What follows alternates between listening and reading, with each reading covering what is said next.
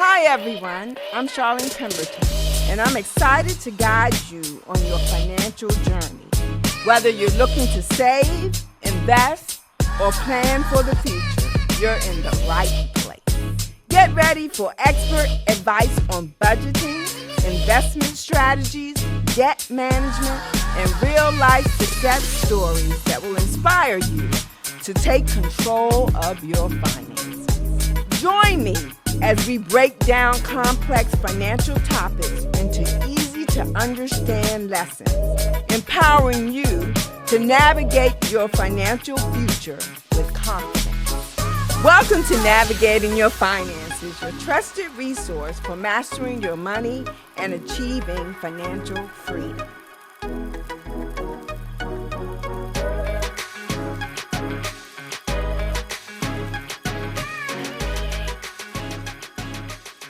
So happy February, let me say that. And just glad that we are into a new year. And so we're coming into the new year. We came in with tax information and credit information. And now, as we're settling in, we're going to talk about getting on the good foot and some financial tips for the new year. I'm glad to welcome back my niece and tax professional, most importantly, Joy Pemberton. Hi, Joy. Glad you could come back with us today. And Joy is going to be adding to these comments about getting on the good foot. We're looking at some financial tips for this new year so that we could start out right. We're going to be stepping through a few ideas, and like I said, Joy is joining me. Will be joining me from time to time as my younger counterpart and sharing information as a young mother and a young wife, just as a family, and things that they try that will be helpful with your financial journey. So we're going to go ahead and jump right into this. And the first tip is to get started on a spending plan. You know, that was one of our first videos that we did, talking about spending a spending plan, or the B word, budget, whatever you want to call it. But it's about tracking your spending and knowing where your money is going. For those that are used to apps, I'm going to suggest a couple of apps. You Need a Budget is a popular app, and right now Rocket Money has been doing some commercials, so that's an app you could possibly look into. And then I'm going to ask Joy, are there any other apps that you would recommend, or that you know of that people are using for getting their budget straight? You Need a Budget is a good one. I have a lot of friends that use that one as well. And NerdWallet has a lot of financial tips and spending plans and budget features that folks can use. So that's also an additional one. Great. So I know a lot of times people are using apps to do things. And I also know that there may be some people in our audience that like the old-fashioned way of just using an envelope system. But however it is that you put together your plan, create a spending plan by tracking your spending, and then by writing it out. And a lot of the tips we talk about today, we're going to talk about writing things down. It's important, writing things down. So if you do an envelope system, you could use real envelopes, or you could use individual savings accounts. And when we're talking about this, we're talking about putting money into categories. Because as we talked about before, when we did the video on spending plans, that most often we know how much is going out monthly for things like utilities, mortgage, or rent, the things we pay every month.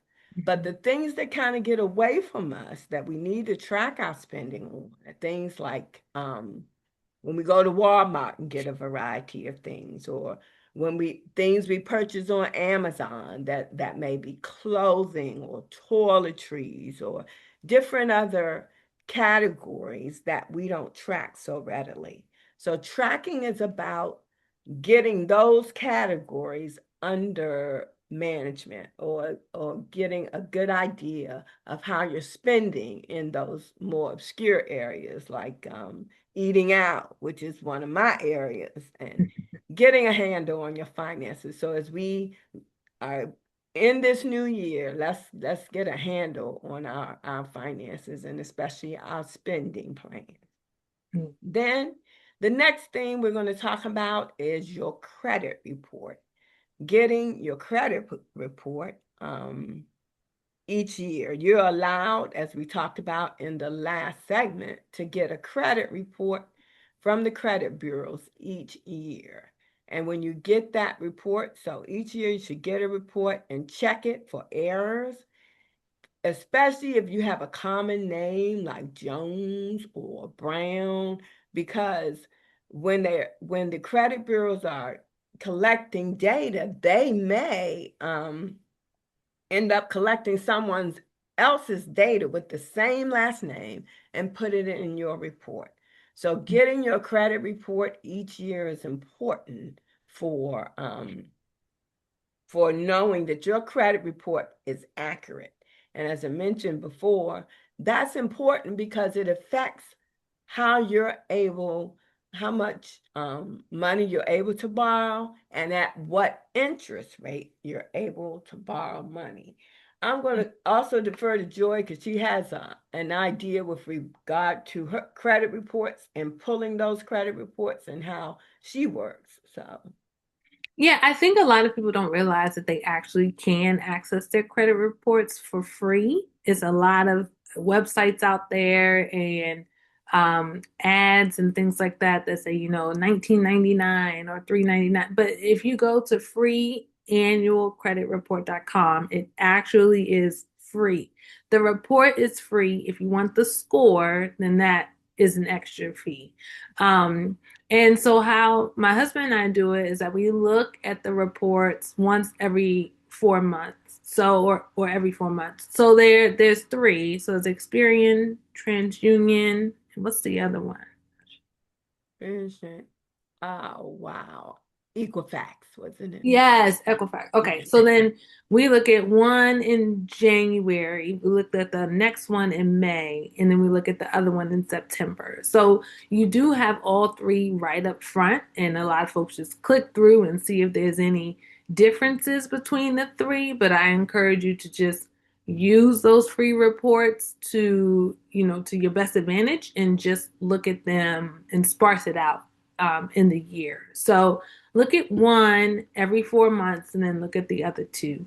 Um, and then that way you don't ever have to pay to look at your reports. And it's just a guide to see exactly what Charlene said. If there's anything that's out of place, or maybe there's something on your report that doesn't actually belong to you.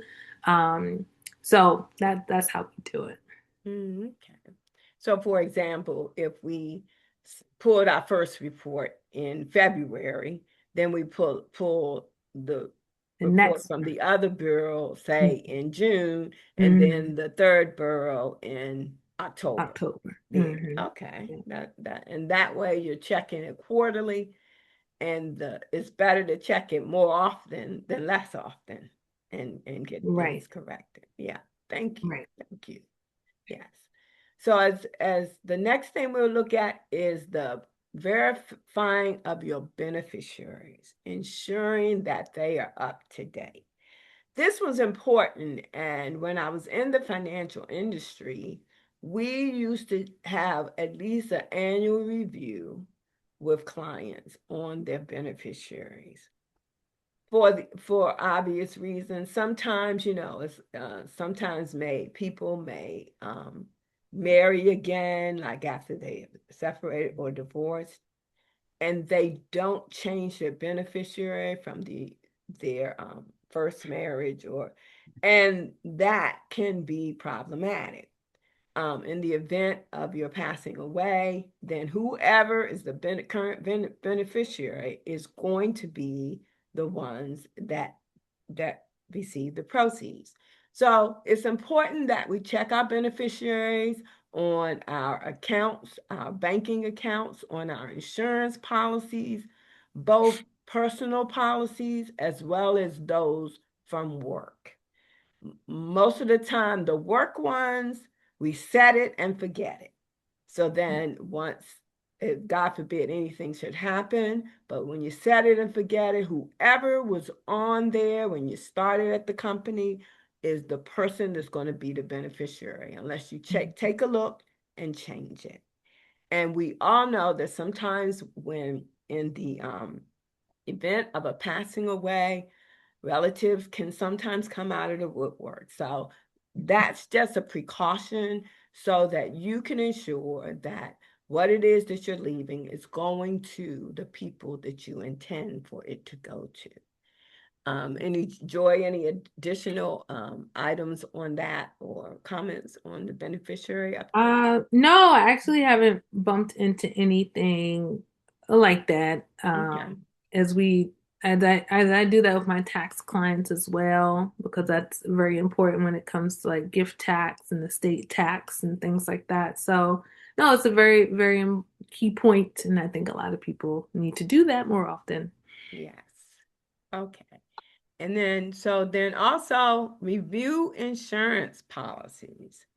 And this has to do with just shopping around for better rates on car insurance or homeowners insurance, whatever way you're insured, shop around for better rates. Typically, each time you have to renew your insurance policy, your insurance provider will increase your premium. So it does not hurt if you get an increase in premium. You usually have a grace period before you have to pay the new premium. There is no harm in shopping around for a better rate. Insurance companies are always going to go up. And so it's important that we don't just be passive about that and say, oh, well, it's going to go up anyway, because you can often find new insurance providers that will offer you a better rate. So it's worth taking the time to do. And the other thing is that because a lot of stuff is online right now, you could just shop a better rate online and just you can get comparison. There are comparison apps, different ways that you could just look at rates online. You don't have to spend all afternoon calling one company versus another. You can look at what the best rate is for your situation and then contact that company directly so that you can have the best rate you can possibly have. Don't assume that the company that you're currently with is offering you the best rate. Sometimes they are. And in my own situation, um, my company, they sent my renewal notice, and I shopped around this year and I found that theirs was the best rate for my situation. So I went on and renewed with them. But just do your due diligence, shop around and see if you can do better than what you're currently doing. Yeah, that's a good plan too. That's actually on my to-do list for the first quarter of this year because I have had the same insurance for about 10 years, Okay. and shopping around just sounds like such a hassle. But now, because I think it's more out there and it's more encouraged to do that, they have, like you said, those apps that do the comparisons for you. And then you can look at your current coverage and then just type in all the liability and the whatever the amount that you have to pay up front for The whatever accidents, deductible. yeah, whatever your deductible amount is, like all those different things. And so then it does a comparison chart. So that's also really helpful. Yeah. All right. Yes. So far we said spending plan, check your credit report, make sure your beneficiaries are up to date, and then your insurance policies. So next we're going to look at just set and review financial goals. Um, Financial goals provide a roadmap for you as a single, as a married couple. They keep you focused. So take some time to just look at the financial goals that you've set for yourself and review them. See if they need to be adjusted. I'm going to mention this again in the recording, the next recording, but yes, a roadmap. Your financial goals are like a roadmap for you. life happens, so they may need to be adjusted, or you may need to take longer to achieve a goal. And it's always a good thing to just take a look and see how you're tracking, what adjustments you need to make. Mhm. So that's setting financial goals. And Joy, did you want to jump in with that? No, I think that that's always a good thing. And then, in setting the spending plan and setting the goals, then you should perhaps go back at the end of the month or the beginning of the next month and look to see where you are in your spending plan. Like, well, how well did you do? Did you stay under budget? Did you go over budget? Maybe if you stayed under budget, that extra little bit of money you have left over could essentially be applied to whatever your goals are for that year. So, a lot of times we have that little bit of money left over and it goes to eating out or Right. just, or playing games on our phones or whatever, but not focusing on, okay, what are we actually trying to accomplish this year or in the next month? So that's a good point too. All right.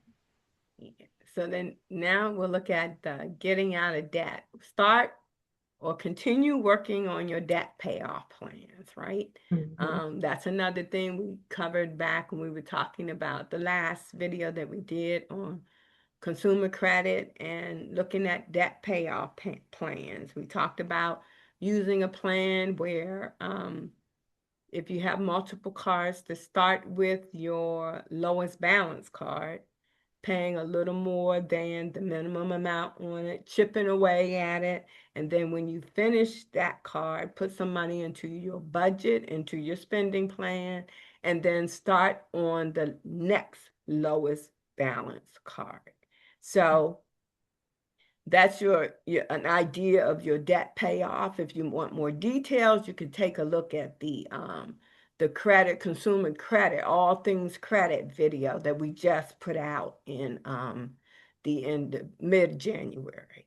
So as you're doing debt payoff plans, make sure you contact your creditors, especially if you can't honor the payment. We mentioned this before too. Don't avoid your creditors. Your creditors are trying to work with you, and the more you keep them informed, the better off that relationship will be. We've had some challenges over the last year or so with, job loss. There's been incredible amount of things that have happened. So certainly we don't want to avoid creditors. We want to contact creditors so that we can work together to navigate the challenging times we've been going through.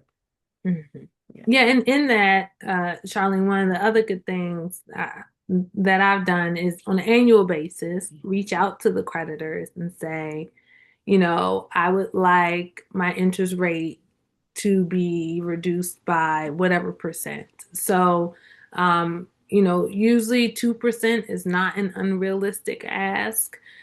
But a lot of times they'll say, "Oh, we review all the accounts on a annual or quarterly basis, and we determine if we're going to come down on the rates." But that may not always be true. So it's just always good to try to take and control what you can, and just make that an annual call. And just say, I've been making my payments on time, and I've been, with this credit card company for so long, and I would like this.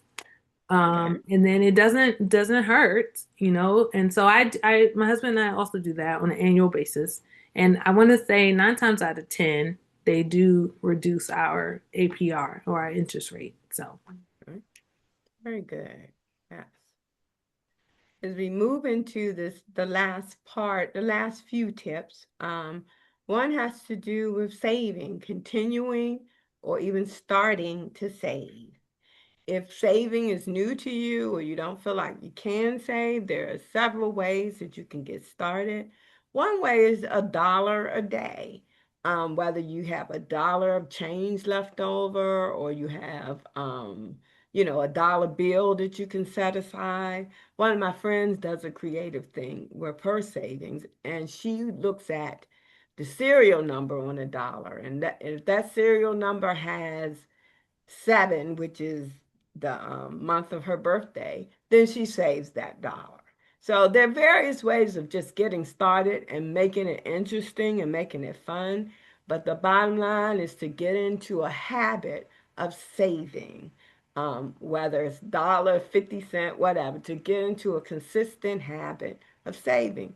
And then on the other end of the spectrum, if you're a good saver already, one thing to do is look into how you might get a higher interest on your savings.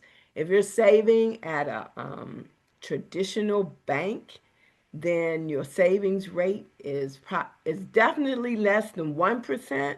Sometimes, yeah, like 0.001 is really low.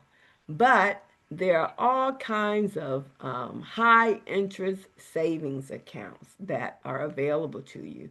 They are with banks that typically operate online, but they can be found. They offer interest rates, um, higher interest rates, like at 3% or more. I think some of the ones I've looked at recently will offer you 4%, and sometimes don't even require a minimal balance. So those are worth looking into.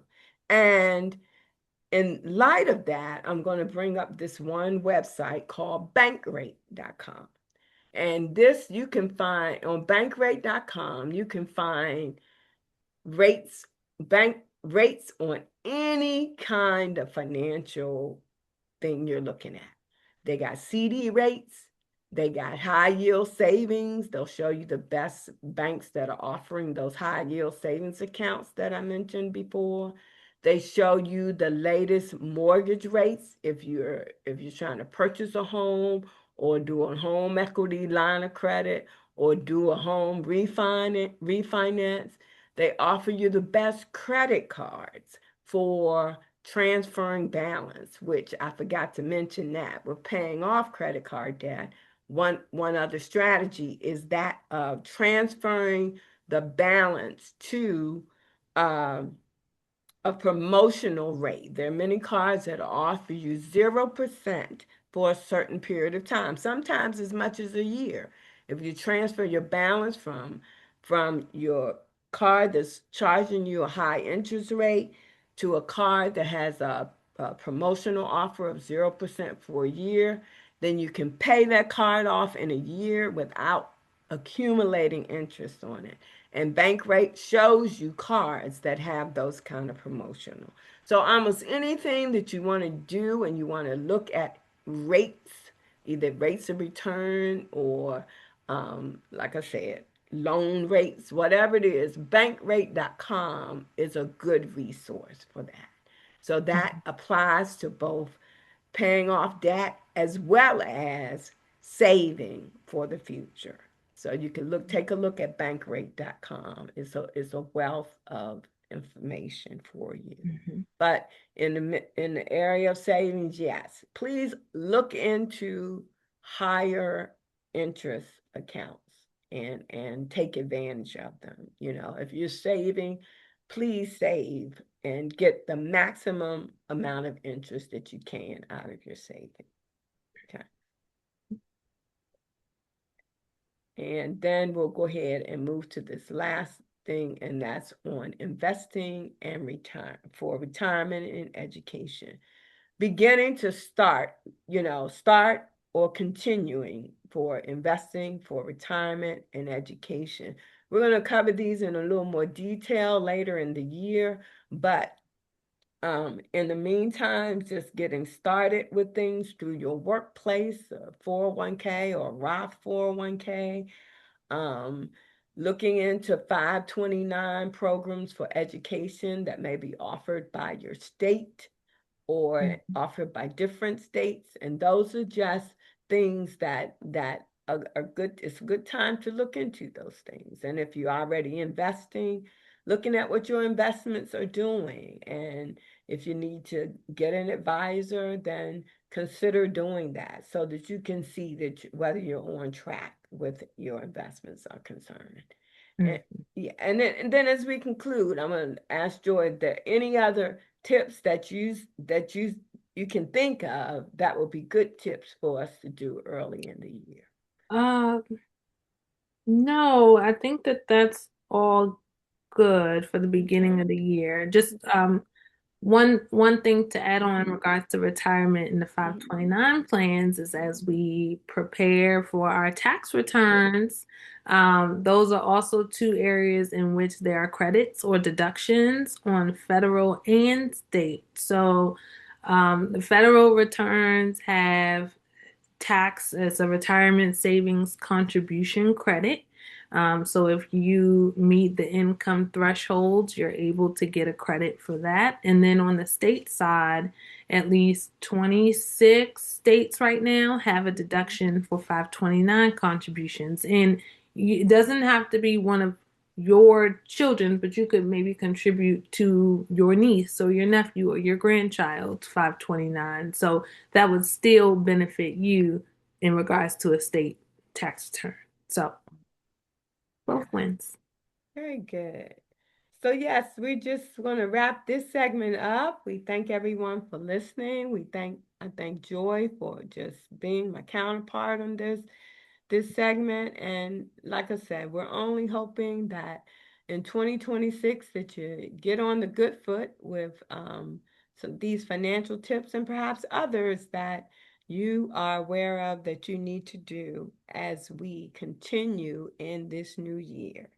We thank you for listening and we encourage you to subscribe or just press the like button. Also, to give comments or feedback on what has been shared, not only in this segment, but the segments since we have been recording on navigating your finances. I'm Charlene Pemberton. I thank you for listening and have a great day. Don't miss out on valuable insights. Subscribe to our channel, hit the notification bell, and become part of our community dedicated to financial success. Let's embark on this financial journey together. See you in the next episode.